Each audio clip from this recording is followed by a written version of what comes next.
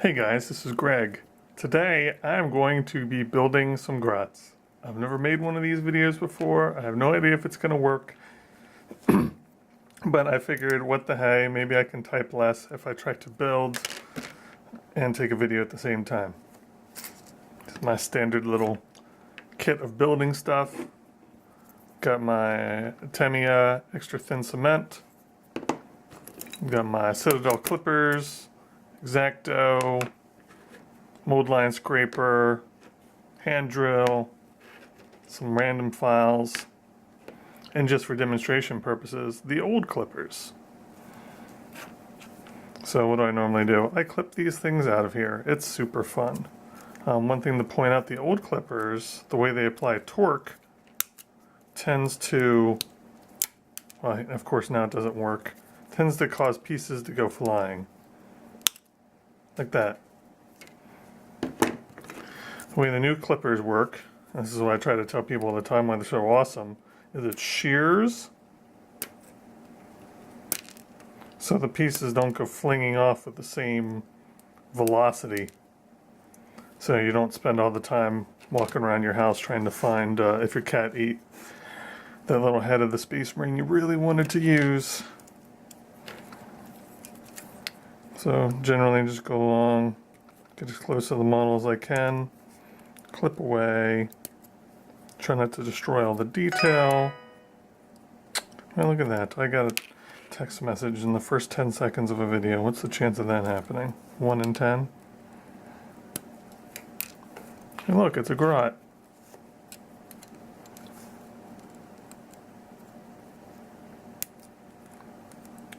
This is all pretty boring, but I figured, hey, make a video.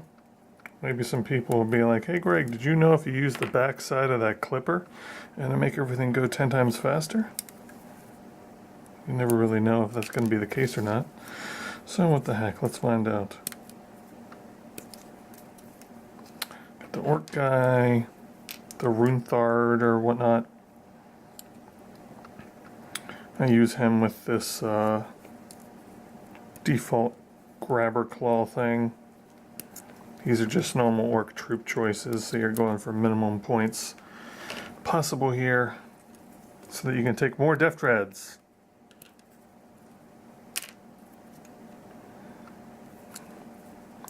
Well, that guy's pointing. Well, I'm almost done this sprue already. Look at that grot sprue, simple, super simple. Lots of really quick work.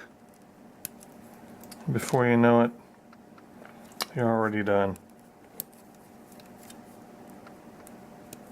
Now this is a pretty simple sprue, so you don't really need to pay attention to what goes where. I mean, it's basically a head goes on a grot, the arms go on the orc. It's pretty easy peasy. There's a little bit of lining up with which hand goes with which grot, but other than that it's pretty simple. I would not attempt building a model like this if it was something like the Centurion kit, where there's like 800,000 separate pieces. Or especially something like the new Immortals, where the individual guns are labeled to individual backs, and if you mess up which ones go where, you're in for a really sad time. That sprue's done now. Let's get a bunch of these bodies off. I'm hoping this video is only going to be a couple minutes long. I'm going to do some painting, what I like to call Greg moves his brush around and hopefully it looks nice.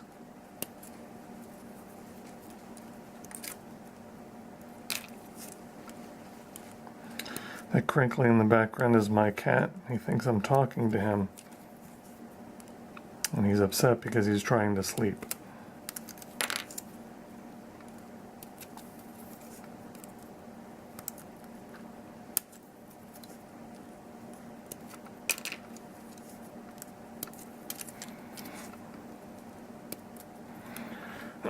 Grots, if you don't know, are roughly 3 points a model. They're toughness 2, have no save, and fire strength 3, 12-inch pistols at BS3.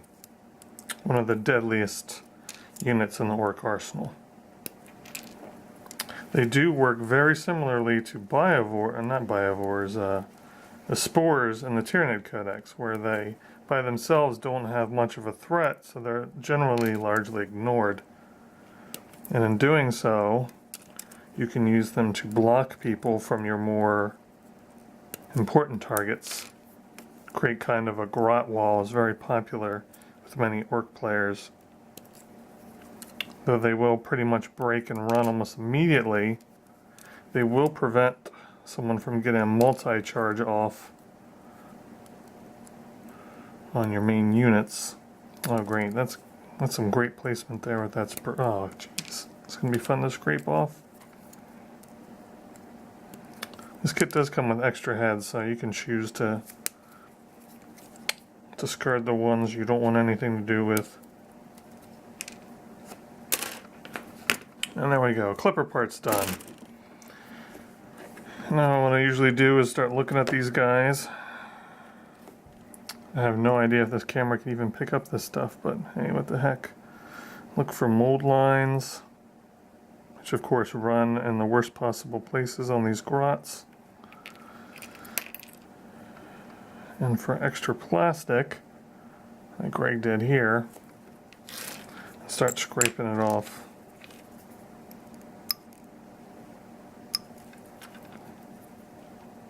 That's the feet. Doesn't really matter too much. This guy's got a nice mold line going straight down the gun. Scrape it a little with the scraper. You think it makes it look better. You hope it does, is what I meant to say. But you can never really know. I'm not the best with using the scraper. I tend to scrape off too much. And you get these nice little flat areas. This is of course an optional step for tabletop ready models. Even most army competitions, they're not going to be looking super close at mold lines unless they're really blatantly obvious. Generally it's been my experience that they'll look at a few of your models up close, so you can be a bit sneaky and just make sure that the models they look at are the ones you want them to look at. You can get around doing that with how you set up your display board. If this is tips for someone and it's upsetting someone else, I'm sorry, that's how it seems to look. For gun barrels, I usually make a small point with the knife. And come in here with a small drill bit. Oh, I just realized I should have pointed this down, but then you might see my crotch. Oh well, maybe next video. Not the crotch. And then I usually just randomly push in a slightly bigger one. Just enough really to get a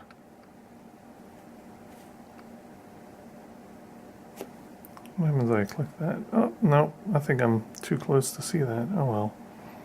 Just enough to get a hint of an actual barrel. This guy's almost done. Let's grab a little head here. Oh, he looks pretty cool. Oh, that's great. Mold line right across the top of his head. Thanks, GW. This is an older kit that hasn't been updated in a long time. I have noticed in their newer kits they seem to be much better with where the mold lines are placed. So they tend to be on the undersides of things or covered up when you glue the model sections together. It makes it significantly easier to clean those. Always scrape away from yourself unless you enjoy bandages. The blood effects makes for realistic blood. Actual blood on models does not work as well as you would think it would.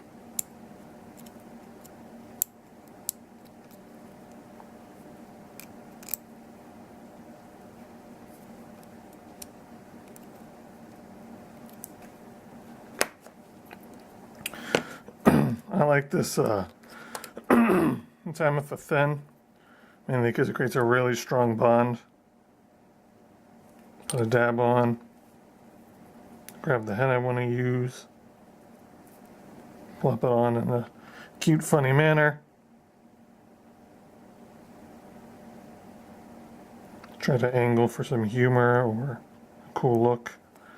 And then what I like to do is take the extra thin cement and go down into the cracks. It flows in the cracks really well. So